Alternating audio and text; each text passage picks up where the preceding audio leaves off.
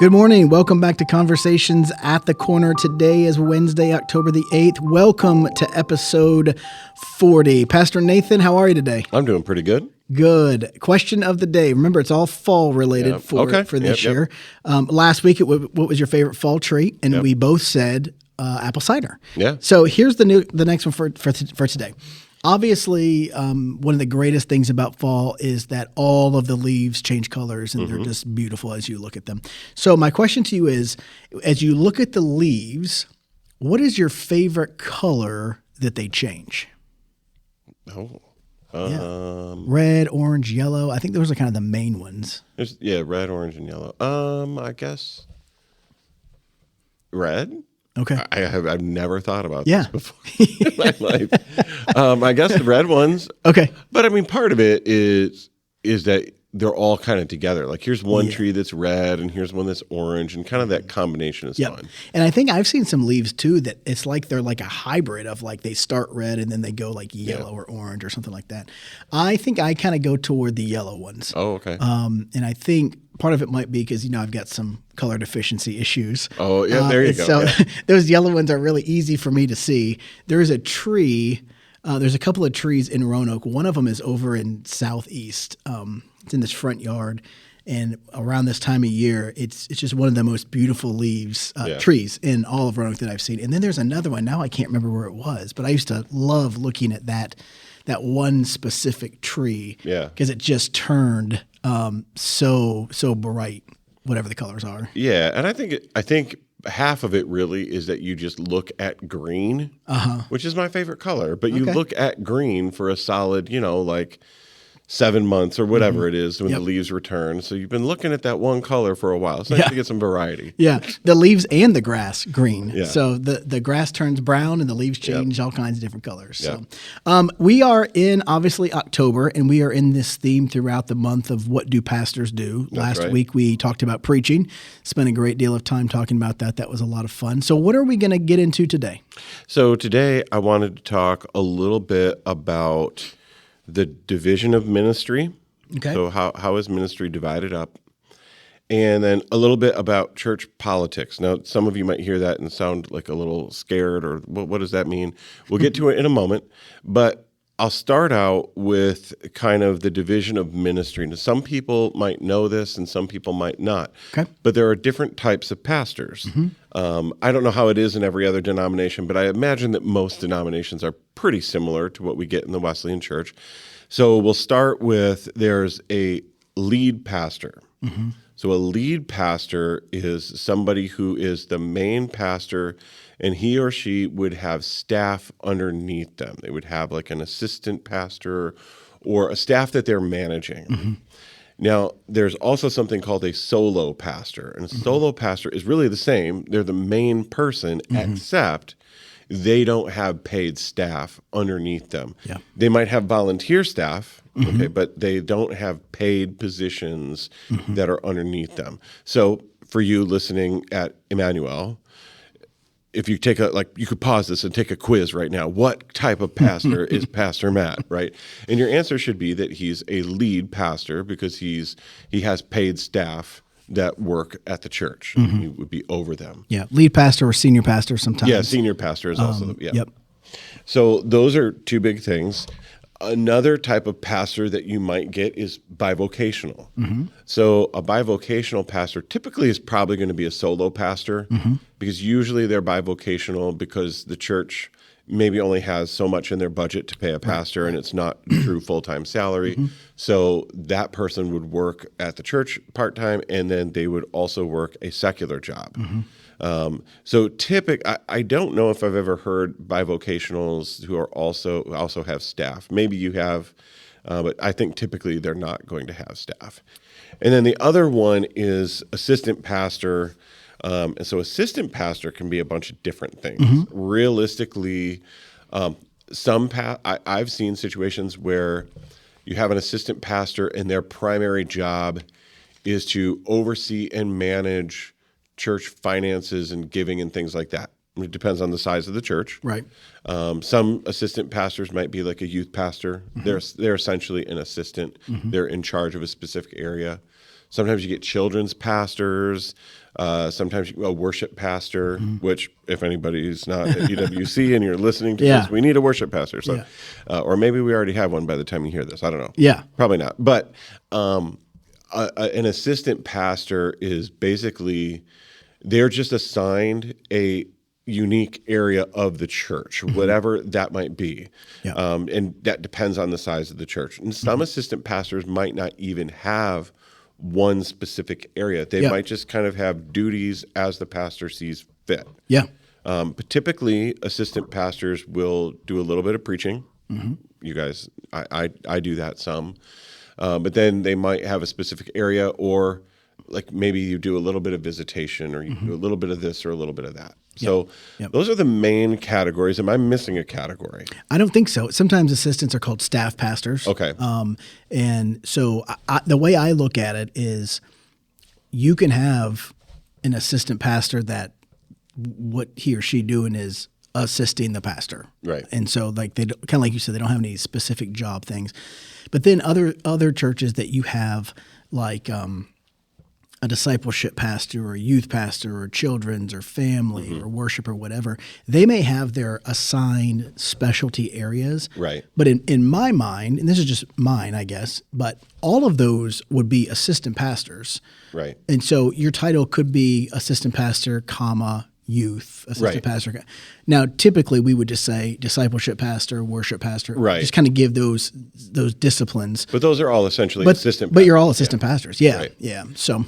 And another thing about assistant pastors is that even someone like who has a specific area, typically, and again, I don't know how other denominations would deal with this. In the Wesleyan Church, assistant pastors also have usually they have to do other things at the lead pastor's discretion. Yeah. So if the lead pastor says, and you've said this to me, hey, Pastor Nathan, could you go do a visitation? Okay, great. I don't really have the ability to say, no, that's not my job description. I can go. Now, there might be some things where if you asked me to lead the children's ministry, I might have to find a new job.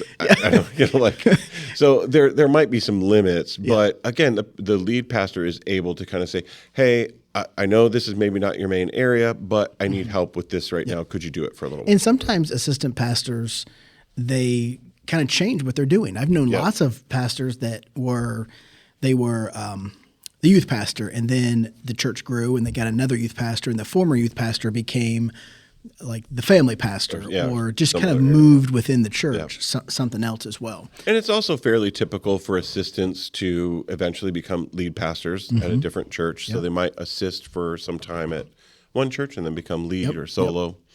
So so one of the things I think is kind of interesting about you is that you have had experience doing basically all of these. All of them. So what can you tell us about the differences, the personal experience, what have you liked or not liked about these different positions? How have they worked for you in your ministry? Well, which one do you want to start with? You can pick. Okay. Let's start with you started as a worship pastor. Yep. Let's start there. Okay. So that was your first experience. Yep. So I got out of school and I was a worship pastor for 7.5 years. And so, the church wasn't big enough to afford me full time, so I had to work another job. So therefore, I was bivocational. Okay. So I worked another job, and then I did music at the church, kind of on the side. I was there as much as I could be. I wanted to be there all the time, but it just wasn't in the cards, so to speak, at that point. So I would say that if you're going to be bivocational, it's probably best to be bivocational in a staff position rather than the top seat. And sometimes it's not avoidable. Yep. But, and I've done that too. Right. Yep. And I'm going to just guess. You can correct me if I'm wrong. But I think one of the reasons that that's preferable is that when you are in charge of only one limited area, Yep. It gives you a lot more flexibility outside that area. Whereas when you're lead, you're kind of overseeing everything. Right. Even if you're not necessarily the worship pastor, you need to be available to oversee and help and work with all the different areas of your church. And if you're bivocational, your attention is split. So, we are looking for a worship pastor. Right. We have the funding set aside for a full-time position. So that is the preference. However, if we found a great person that was like, hey, I have this job or this job and I love it, but I'm willing to do this on the side, the size of church that we are does not demand a full-time person in this area. Right. Same with youth or children. So Courtney's our children's director, but she is a school teacher during the day. Now, she's not an ordained minister. She's a part of our staff as support staff, not pastoral staff, but she is still kind of wearing the bivocational hat, so to speak. Right. So if you're going to be bivocational, it's best that you have an assistant position and you have kind of one or two areas of focus because it doesn't require as much time. Yeah. If you are the pastor and you are bivocational, I would say that you better be awesome at time management. Yeah, it's going to be hard. Yep. Yeah. And and your family better know the cost that is because you're working Monday through Friday. So that means you're working on church stuff in the evenings and or Saturday. Or Saturday, yep. And so it can be done, and I know lots of people that do it, but it's very tough. It's tough to grow the church that way. It's tough to take care of yourself. Yeah. The one good thing is it does give you outside the church context. Yes, you're not just stuck in a church all day. That's the only good thing about it. But it's very difficult to move into a full-time role and to see the church grow. It can be done. It's just very difficult to do that. Yeah. No, I think that makes a lot of sense. And sometimes for a church, having a bivocational lead or solo pastor, it's just a matter of finances. And so they may just not have the budget to pay somebody full time. And that's unfortunate, but it's just kind of the reality. Yep. So, and you and I are both full-time here, which is great because our focus gets to be here. Now, our jobs are different. Our responsibilities are different. But we are. But I think about like a solo pastor. Now, his title isn't solo pastor. We're just trying to define what that is. So his title would just be pastor. Right. There's nobody comes up and says, "Hi, solo pastor Dan." Right. And, you just say Pastor Dan. If you're a solo pastor, you're not a senior pastor. You don't have anybody under. Right. You can call yourself a lead pastor, but you're it. So like you're just the pastor. You're just And even then, like even for assistants, nobody walks up to me and says, "Hi, Assistant Pastor Nathan." They just say Pastor Nathan. That's right. Yep. And I'm ordained. Right. Like you're a rev. Right. So I am a rev. So it's not. In some ways, it's really just about what a person is over, and that's all it is. And the tough thing about being a solo pastor is that I was having lunch with a pastor the other day who. He's a solo pastor. I think their church is about 40 or 50, something like that. And I asked him, I said, so you're obviously the pastor, so you're the preacher. You are the vision caster. You're the leader. You're the counselor. And then I said, are you also the janitor? And he smiled. He said, no, my wife is. And I said, that's not okay. Yeah. And I said, do you cut the grass? And he said, yeah, but I actually enjoy that. And I said, okay, I'll let that slide. If you enjoy it, I live in a townhouse because I hate yard good for work. him. So, good for him. But that's one of. And I said, do you run off the bulletins? And he said, yeah. Yeah. And I said, this is the difficult thing about being a solo pastor is that you have the weight of shepherding the people, preaching week in and week out, overseeing the finances, casting the vision, leading the church. But you also have to do these things that I don't have to do because I'm blessed because we have two ladies in the office. Yep. I have you. We have Pastor Gareth, who's part-time. Yeah. We also at one point had a worship pastor or a worship leader and a missions pastor. So we had lots of help, and we still have lots of help. And then we have core people who do a lot of volunteer. Yeah. But the solo pastors, man, that's a tough thing because they have so much they have to do themselves. And I do think that comes back a little bit to, I didn't think I was going to talk about this, but I will. Acts chapter 6, where some of you, if you want to pause and you want to read the first few paragraphs of Acts chapter 6, you can do it. But there's this scenario in the early church where, in Jerusalem, where there are these two groups of widows. There's the Hellenist widows who are kind of like Greek-speaking Jewish people, and then these other Jewish widows, and there's a distribution of bread. I don't really know what that looks like, but the Hellenist widows aren't getting the bread, and so they kind of complain. And the apostles basically say, "Well, this is a problem, but we can't do this right now because we got to preach and teach and do all these other things that we're really supposed to be doing." Right. And so they get together and they come up with a group of people who can do those things. And the people they come up with are like people who are trustworthy, they're spirit-led people, they're great people.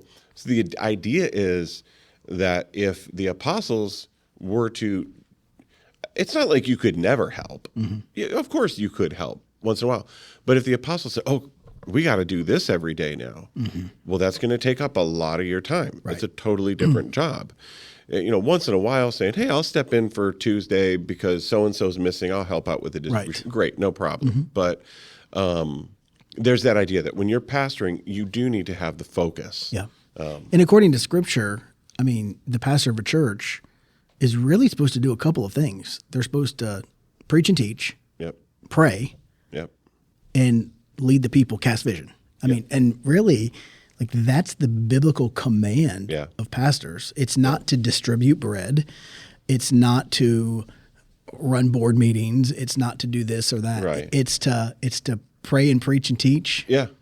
I mean, that's what it is. Yeah. Paul's qualifications when he talks about elders, which I think goes into pastors, but his qualifications are they got to be able to teach and they have to live an exemplary life. So they have to have a life that can be modeled. Like you can model yourself after that person's life. So and it's not that pastors can never do any of those things. I think you got to be a little bit careful because, of course, I can help. I can help do practical things, set up the gym or, whatever. There's all sorts of things I can do. But our main focus is on that. Right. So you touched a little bit on board meetings. So let's talk about that. Okay. Some people listening here will know what a board meeting is. Maybe they've even been on a board, but the majority of our listeners probably have not been on a board and really don't have an idea of what a board meeting looks like. So what is a board meeting? What do you do? Tell us what you do. So you, at least since you've been in Emmanuel, you haven't been to a board meeting. I have one. Have you? I went to one early on, and I can't remember why. I actually, as an assistant, and I don't know what you might feel awkward. I don't know what your philosophy is. I like sitting on them. Because I get a good picture of what's going on, so that I kind of have a better idea of like, oh, this is happening, that's happening. But anyway. And I did sit in on some when I was in New York, especially for ordination, because I had some classes on like Robert's Rules of Order and junk like that. So I did sit on a few there. But what do you do at a board meeting? So first of all, the board is elected every year at local church conference, and that's in May. And then they serve for a year. And we elect a secretary, which is not the office secretary. It is the board secretary. So they record minutes of the board and kind of handle the yearly paperwork of incorporation and that comes from the lawyer's office and other paperwork stuff. Record the minutes. And the minutes are super important because they're legal documents. And so they could be subpoenaed to court and stuff like that. So they're really important that they're accurate. Right. That they're kept, that they're filed, all of those things. Treasurer obviously oversees the money. The local church conference approves the budget. The treasurer just kind of manages it, oversees it, does the monthly reports to present to board meeting. And then we elect members at large, which they don't have assigned tasks. They're just representatives of the congregation as a whole. It's not like, well, this one represents this group and this. No. You're a representation as a whole. Okay. And so we meet once a month, and we meet the second Monday of every month because that gives us time to complete the finances from the previous month. And so all of the financial records so here in October when we have our board meeting, I think it's the 13th, we'll have all of the finances complete through September so we can see the whole financial picture for the last month. Okay. So what happens in a board meeting is I'll call the meeting to order, and we do use Robert's rules. Yeah. And that requires everything is a motion and a second, and then it's on the floor so you can have discussion, and then you vote yes or no on the issue. So, but we start with a time of prayer, and we'll share about prayer needs within the church, and we'll pray. Okay. And then I do, just like I do in staff meeting, celebrate the wins. So we talk about good things that are happening in our church, in ministries, in our lives, whatever. Then we approve the minutes from the last meeting. So those are presented and they're approved. And then we go into reports. So I'll give my pastor's report for the month. Okay. Some senior pastors or churches or boards require staff pastors to present. Okay. I don't, because you work for me, not necessarily them. I have thought about saying, hey, let's do a quarterly report to the board. I haven't done that as of yet, so you're off the hook. Don't have to worry about that. Okay. But we could institute that at some point. And so we'll do my report. The trustees will have and then mine will be voted on and approved by the board. And I usually type it all out, give them a copy, and then I've tried to summarize it, but it ends up going longer, so I just read it for them. Okay. So it's what I've done over the past month, then some highlights. The trustees have a report, building and ground stuff, what's going on, what do we need to fix, what's being worked on. Then the treasurer's report. And we receive the treasurer's report. We don't approve it. That can only happen at local church conference after the year-end audit. So we receive that report. And then after that, we go into action items. So if there's anything that the board has to take action on, we'll do that. Then we have discussion items, things that we're not taking action on, but we're just discussing. Talk about it. So for instance, and that's where all the gossip happens, right? No, let's not even joke like that. No gossip. No gossip. Just discussion. And it's really like, this is the update for the worship pastor. I talked to this person this week, or this was a dead end, or this is what's happening, or hey, Easter's coming up. We're going to do 2 services. Here's the plan for that. So we're not acting on anything. There's no action to be taken. Just discussion. Getting everybody in the loop. Making sure they know. Yeah. Now some of those things could become action items later on. Right. Hey, now we're discussing them, but this could be an action item later on. Yeah. Okay. And then we have at the end like informational items. So I'll say like, hey, this is Family Month in September. This is Family Month. These are the things that are coming up. So for the October meeting, for under information, I'll have the date of the Fall Festival. Hey, don't forget about this. November. So I'll probably have like the next 6 weeks. So the Holiness Summit will be in there with Dr. Lowe and some things like that. And that's just information like, hey, guys, don't forget about this stuff. You want everybody to be on the same page. Yep. So that's kind of how it goes. It's usually anywhere from an hour and a half to... It could be 2.5 to 3 hours, depending on if there's something really important or whatever. Like when we redid part of the roof, right? Those were long discussions because there were hundreds of thousands of dollars that were being talked about. And you might have to make controversial decisions. Where it's like, do we do this or do we do that or do we take that bid? And people might discuss back and forth about what they think and what they want. But it's very important that the board, they can have any kind of discussion they want behind closed doors, but once a decision is made, they need to honor it and speak with one voice and unity. And as a board member, you don't necessarily get what you want. You might vote against an action, but everybody else votes for it. And so in those situations, what we would expect of that board member is for them to say, okay, internally they're saying to themselves, I don't think this is a good idea and maybe it won't work, but I'm gonna support it. Right. And then if it does fail, then I can gloat later. No, you can't. No, that's not how it works. That's not how it works. But yeah, you have your say. Right. I've said my piece. This is what the board voted for. Right. So this is what we're going to do. Yeah. And I think that's a good attitude of humility that you want from everybody who's on a board and making those decisions. And one of the things that I've seen, especially from smaller churches or churches that their pastor really isn't a leader, but like a manager or just really a shepherd. Like I love God, I love people, but they don't have leadership skills. They're not leading the board. Is that the board becomes like this. They get to pick and choose every little thing. Like that's not what the board is. That's what the pastor and staff are to do. Churches should be staff driven, not board driven. Right. The board oversees the business side of the church. The board doesn't decide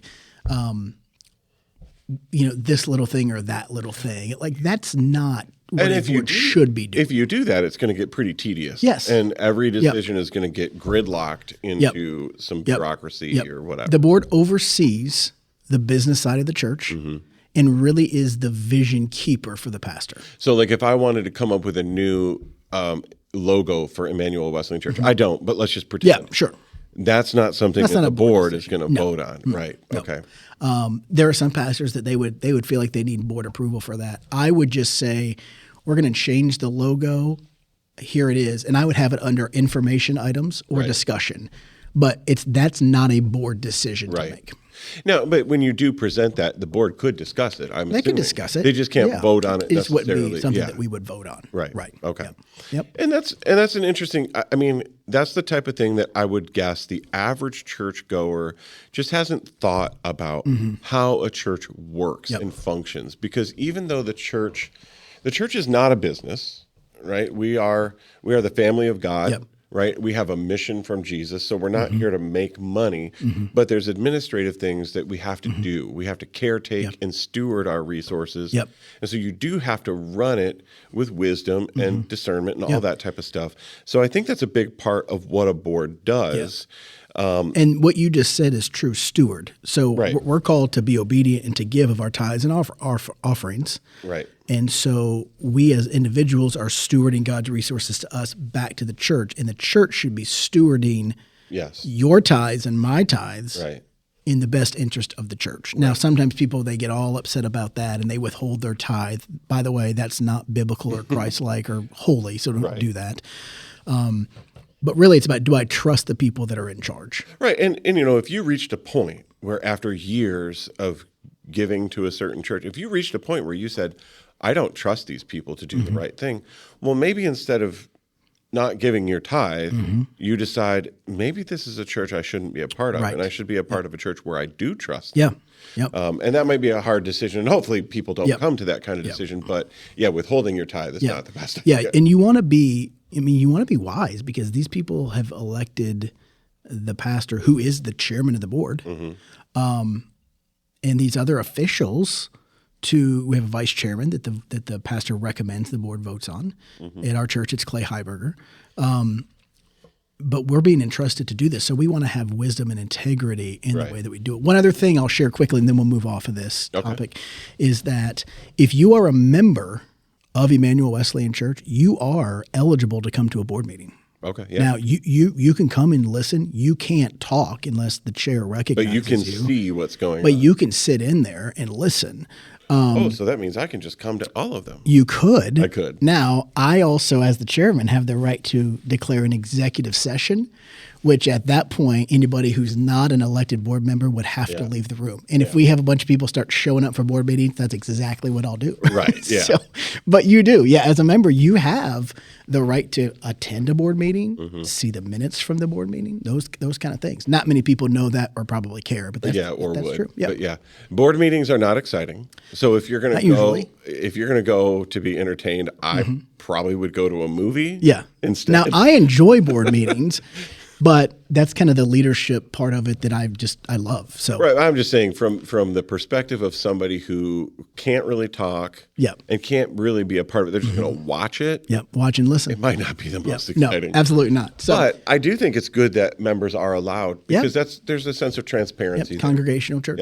Yep. Anything else on this you want to talk about? The only other thing that I do kind of want to bring up, I know we've kind of run for a little while here, but part of the politics of the church. And I know people might be scared of that, but the reason why I use that word is because in a church, no matter what size the church is, there are always going to be people who have power and authority to make decisions, whatever, all those types of things.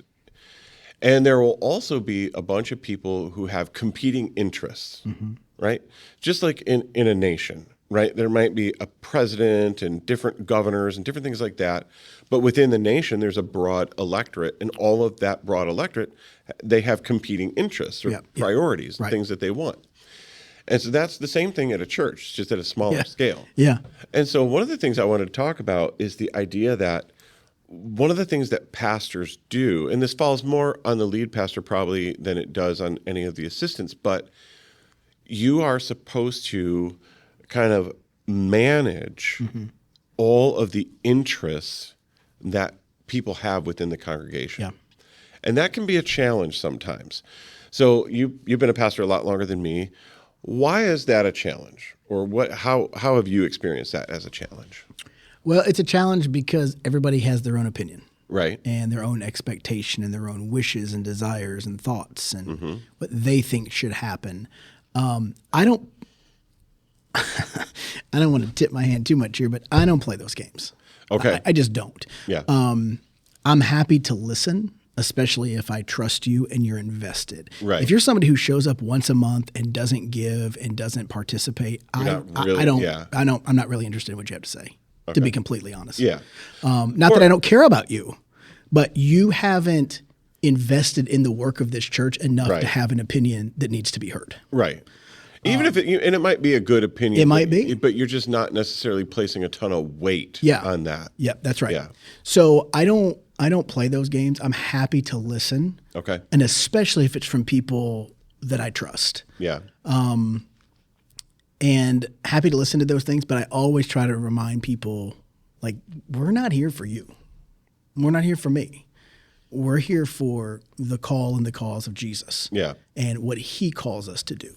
So I don't get bogged down with that too much. Now that I've said that, I'll probably have 15 people at my office Why don't you do my talk idea? about stupid things like color of carpet and chairs versus pews and all that. Boy, there might be somebody listening right now who has a real opinion on that. They might. And if you do, you can just call Pastor Nathan and chat with him about that. He'd love to hear from you. I have no authority though. So I think one of the things too, when you talk about managing all these different interests, there's two competing things going on. In any given church, there's going to be a bunch of different interests, but every church has a limited amount of resources. We can't do everything. Yeah. We can do certain things and not other things. And you're only one person. We have a limit of our staff, all that type of stuff. So here's an example. Yeah.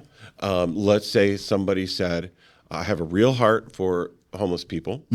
Which is legit. Yeah. That's a legit thing to have. And he said, I really would like to see this church have a homeless ministry. That's not a bad thing. There are some churches who do that. Yep.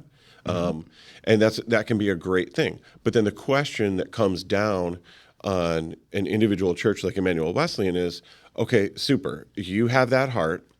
Do we have the resources to make that happen? Do we have a building that's equipped to make that happen? Do we have staffing? Do we have insurance? Do we have the money? There's a bunch of different things that would have to fall into place to make that happen. Now, if everybody in the church all kind of got together and said, yes, we all have a heart for this, let's make it happen. You can. Yeah. That is possible. If everybody gets on board and says, this is what we're going to do.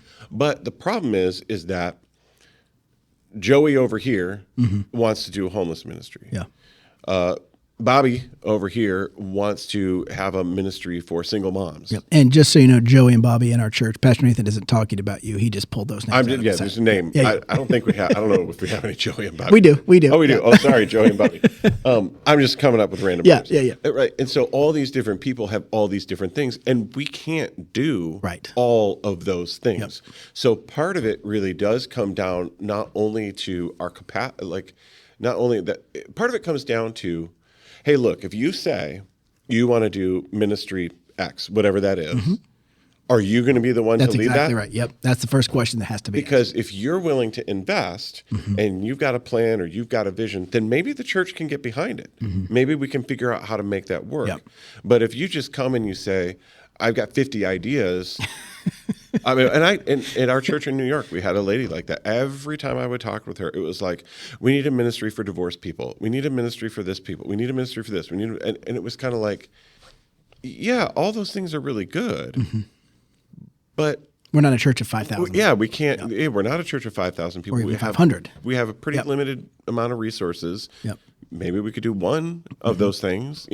So sometimes I think people in a congregation need to understand that even if you have a passion for something that passion might be good. I don't want to poo-poo anybody's passion. Right, Like that right. lady in New York, yeah, divorced people probably need special care. I don't have any problem with that.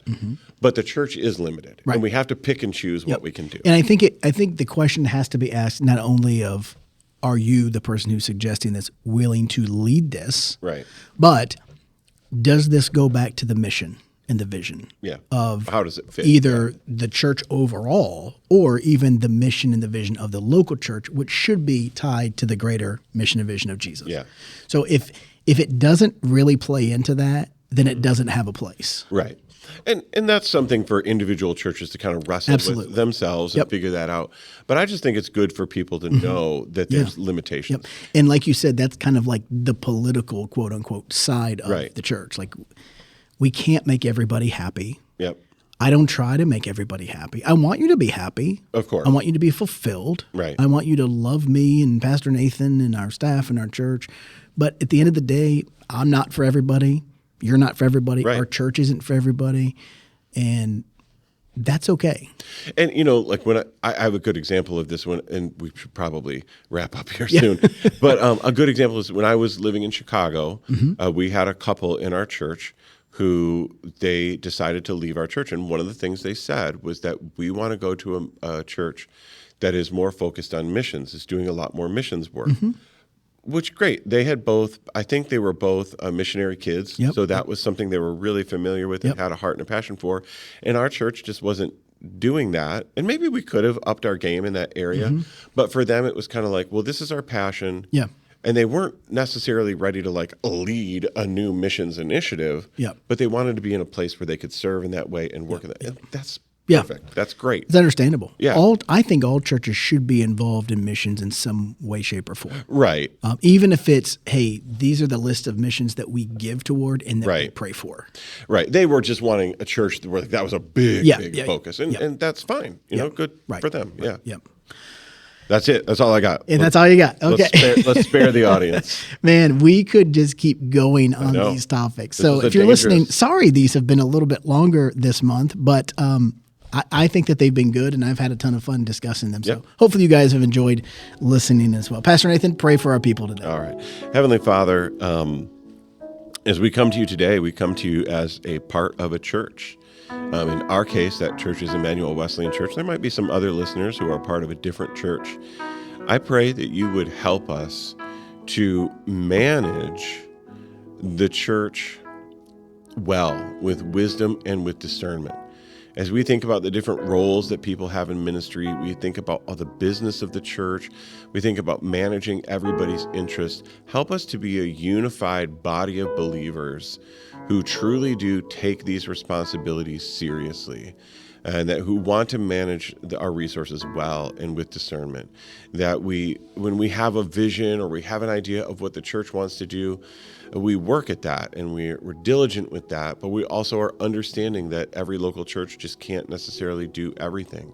We want to be one body with one mission, and that's the mission of your Son, Jesus Christ, that you would be glorified, that disciples would be made. So help us to focus in on that and honor you in whatever ways we can as a church. In Jesus' name, amen. Amen. Join us next week, same time, same channel. Keep rolling, Emmanuel.